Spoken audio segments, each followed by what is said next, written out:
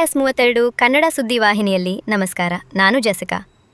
ಇಂದು ಚಿತ್ತಾಪುರದಲ್ಲಿ ನಡೆದ ಪತ್ರಿಕಾಗೋಷ್ಠಿಯಲ್ಲಿ ಕಾಂಗ್ರೆಸ್ ಮುಖಂಡ ಹಾಗೂ ಪುರಸಭೆ ಮಾಜಿ ಅಧ್ಯಕ್ಷ ಮಲ್ಲಿಕಾರ್ಜುನ ಕಾಳಗಿ, ಬಿಜೆಪಿ ರಾಜ್ಯ ಕಾರ್ಯಕಾರಿಣಿ ಸದಸ್ಯ ಆರ್. ರುದ್ರಯ್ಯ ಅವರ ಆರೋಪಗಳಿಗೆ ತಿರುಗೇಟು ನೀಡಿದರು. ನೀಟ್ ಅಕ್ರಮ ಪ್ರಕರಣದಲ್ಲಿ ಕೇಂದ್ರ ಶಿಕ್ಷಣ ಸಚಿವರ ರಾಜೀನಾಮೆ ಕಾಂಗ್ರೆಸ್ನ ಆಗ್ರಹಕ್ಕೆ ನ್ಯಾಯ ದೊರೆತಿರುವುದಕ್ಕೆ ಸಾಕ್ಷಿಯಾಗಿದೆ ಎಂದು ಅವರು ಹೇಳಿದರು. ಕೇಂದ್ರ ಸರ್ಕಾರದ ವೈಫಲ್ಯಗಳನ್ನು ಮುಚ್ಚಿಹಾಕಲು ಕಾಂಗ್ರೆಸ್ ಹಾಗೂ ಸಚಿವ ಪ್ರಿಯಾಂಕ್ ಖರ್ಗೆ ವಿರುದ್ಧ ಬಿಜೆಪಿ ಆಧಾರರಹಿತ ಆರೋಪ ಮಾಡುತ್ತಿದೆ ಎಂದು ವಾಗ್ದಾಳಿ ನಡೆಸಿದರು. ರಾಜ್ಯ ಸರ್ಕಾರ ಬರ ಪರಿಸ್ಥಿತಿಯನ್ನು ಸಮರ್ಥವಾಗಿ ನಿಭಾಯಿಸುತ್ತಿದ್ದು, ಕೇಂದ್ರದಿಂದ ಪರಿಹಾರ ತರಲು ಬಿಜೆಪಿ ನಾಯಕರು ವಿಫಲರಾಗಿದ್ದಾರೆ ಎಂದು ಅವರು ಆರೋಪಿಸಿದರು. ಪತ್ರಿಕಾಗೋಷ್ಠಿಯಲ್ಲಿ ಉಪಸ್ಥಿತರಿದ್ದವರು ರಸೂಲ್ ಮುಸ್ತಫಾ ಸೇಠ್, ಸೈಯದ್ ಜಿಸ್ತಿ, ಅಹ್ಮದ್ ಸೇಠ್, ಪ್ರಕಾಶ್ ಸಾಲಗಾರ, ಬಸವರಾಜ ಮುಡಬೂಳಕರ್, ಶ್ರೀಕಾಂತ್, ಅನಿಲ್ ನಾಡಗೇರಿ ಹಾಗೂ ಕಾಂಗ್ರೆಸ್ ಪಕ್ಷದ ಇತರ ಮುಖಂಡರು. ದೆಹಲಿಯಲ್ಲಿ ನಡೆದಿರ್ತಕ್ಕಂಥ ನೀಟ್ ಪ್ರಶ್ನೆ ಪತ್ರಿಕೆ ಸೋರಿಕೆಯಾಗಿದೆ ಅಂತೇಳಿ ಎಲ್ಲ ವಿದ್ಯಾರ್ಥಿಗಳು ಹೋರಾಟ ಮಾಡುವಾಗ ಕೇಂದ್ರದಲ್ಲಿ ಇರ್ತಕ್ಕಂಥ ಬಿಜೆಪಿ ಸರ್ಕಾರ ವಿದ್ಯಾರ್ಥಿಗಳ ಮೇಲೆ ಅಮಾನುಷವಾಗಿ ಹಲ್ಲೆ ಮಾಡಿ ಸಾಕಷ್ಟು ವಿದ್ಯಾರ್ಥಿಗಳಿಗೆ ರಕ್ತ ಬರುವಾಗೆ ಹೊಡೆದು ಸಾಕಷ್ಟು ಹಿಂಸೆ ಕೊಟ್ಟಿದ್ದಾರೆ. ಆದರೆ ಪ್ರಜಾಪ್ರಭುತ್ವ ವ್ಯವಸ್ಥೆಯಲ್ಲಿ ಇವತ್ತು ಯಾವ ಮಟ್ಟಕ್ಕೆ ಬಿಜೆಪಿ ಸರ್ಕಾರ ಹೇಳಿದೆ ಅಂದರೆ, ರೈತರ ಬಾಯಿ ಮುಚ್ಚಿಸೋದು, ಕೂಲಿಕಾರ ಬಾಯಿ ಮುಚ್ಚಿಸೋದು, ಆದರೆ ವಿದ್ಯಾರ್ಥಿಗಳ ಮುಚ್ಚಿಸೋದು ಇದು ಭಾಳ ದಿವಸ ನಡೆಯಲ್ಲ. ಯಾಕಂದರೆ ಪ್ರಜಾಪ್ರಭುತ್ವ ವ್ಯವಸ್ಥೆಯಲ್ಲಿ ಆಡೋ ಒಬ್ಬ ರಾಜ್ಯ ಇದ್ದಾಗ ಕೇಳೋ ಒಬ್ಬ ಪ್ರಜೆ ಇರಬೇಕನ್ನ ಒಂದು ನಿಯಮ ಇದೆ. ಆ ನಿಯಮಕ್ಕೆ ಅನುಗುಣವಾಗಿ ಇವತ್ತಿನ ದಿನದಲ್ಲಿ ಯಾವುದೇ ಸರ್ಕಾರ ಇರಲಿ, ರೈತರ ಪರವಾಗಿ, ಬಡವರ ಪರವಾಗಿ, ವಿದ್ಯಾರ್ಥಿಗಳ ಪರವಾಗಿ, ಹಸಿದವರ ಪರವಾಗಿ ಸಹಕರಿಸಬೇಕು. ನಾವು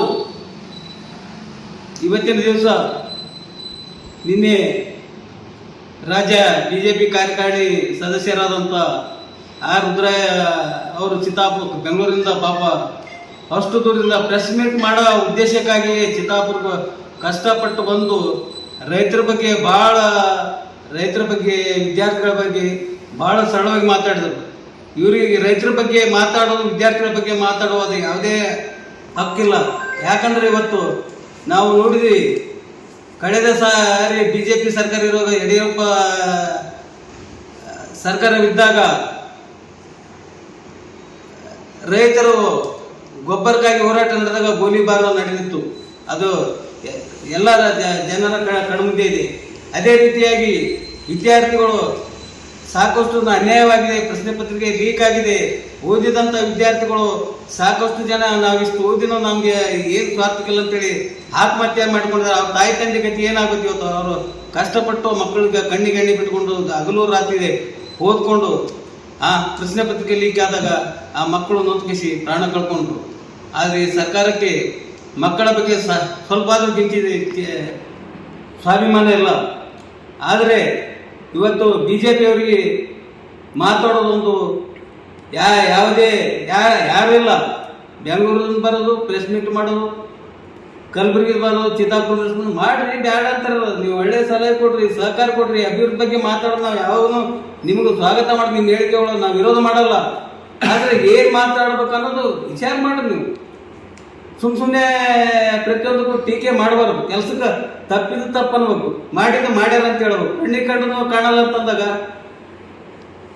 ಕುರುಡ್ರ ಆಟ ಮಾಡ್ದಂಗೆ ಆಗ್ತದೆ. ಆದ ಕಾರಣ ಇವತ್ತು ಮೊದಲು ಸಾಕಷ್ಟು ಬಿಜೆಪಿ ಲೀಡರ್ಗಳು ಇವತ್ತು ದಂಡತಿ ಉದಾಹರಣೆಗೆ ಅಷ್ಟೊಂದು ದೊಡ್ಡ ಉದಾಹರಣೆ ಒಂದು ಪ್ರಭಾಕಂಡ ಮಾಡಿದರು. ಆವಾಗ ನಿಮ್ಮ ಬಿಜೆಪಿಯ ಮಾನಸ ಪುತ್ರ, ಬಿಜೆಪಿಯ ಪರಾಜಿತ ಅಭ್ಯರ್ಥಿ ಇವತ್ತೇನು ಹೇಳ್ದ? 50ರಿಂದ 60 ಮಕ್ಕಳು ಸತ್ತಿದ್ದಾರೆ ಅಂತ ಹೇಳಿದರು. ನೀವು ಬಿಜೆಪಿ ನಾಯಕರು ಬಂದಿರಿ, ಅಮರನಾಥ್ ಬಿ.ಜಿ. ಪಾಟೀಲ್ ಬಂದರು, ಅವಿನಾಶ್ ಜಾಧವ್ ಬಂದರು, ಬಸವರಾಜ ಮತ್ತಿಮೂಡು ಬಂದರು, ರಾಜ್ಕುಮಾರ್ ಪಾಟೀಲ್ ಬಂದರು, ದಂಡತಿ ಬಂದರು. ಅದ್ರ ಬಗ್ಗೆ ಮಾತಾಡ್ರಿ.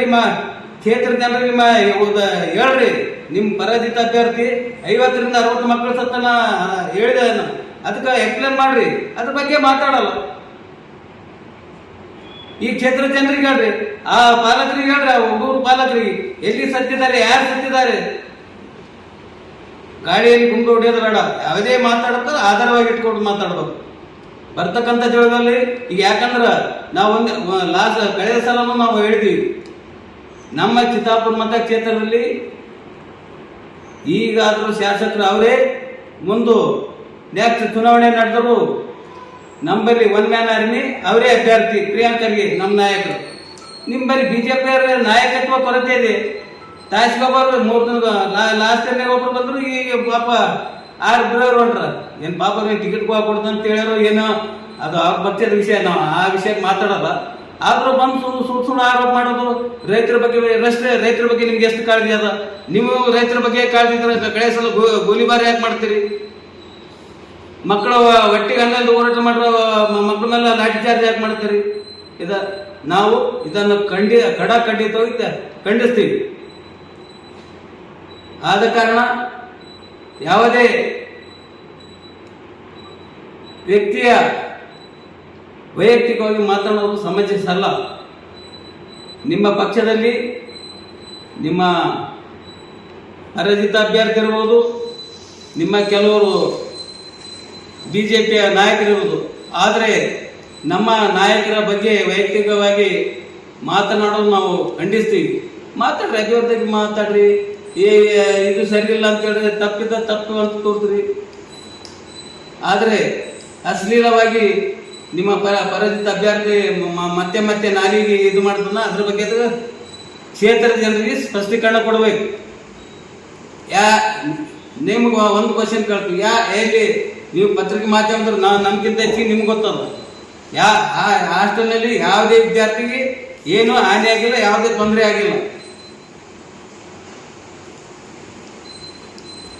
ಆದ ಕಾರಣ ನಾವು ನಿಮ್ಮ ಮುಖಾಂತರ ಹೇಳ್ತೀವಿ, ಬಿಜೆಪಿ ಅವ್ರಿಗೆ ಯಾವುದೇ ಉದ್ಯೋಗ ಇಲ್ಲ, ಯಾರೋ ಬರಬೇಕು, ಪ್ರಿಯಾಂಕ ಖರ್ಗೆ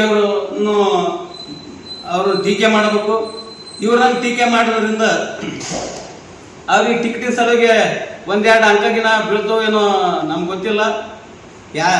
ಒಬ್ರು ಬರ್ತಾರ ಬೈತಾರ, ಮತ್ತೊಬ್ರು ಬರ್ತಾರ ಬೈತಾರ. ಆದ್ರೆ ಅವ್ರವ್ರದೇ ಕಾಂಪಿಟೇಷನ್, ಬೈಯೋದ್ರಂತೆ ಮಾರ್ಕ್ ಸಿಗ್ತಾವನ್ನ ಉದ್ದೇಶಕ್ಕೆ ಚಿತ್ತಾಪುರ ಬಂದು. ಯಾಕಂದ್ರೆ ಇಲ್ಲಿ ಯಾರು ನಾಯಕತ್ವನೇ ಇಲ್ಲ, ಅವ್ರ ಬರೀ ಗಟ್ಟಿ ನಾಯಕತ್ವ. ಆ ಗಟ್ಟಿ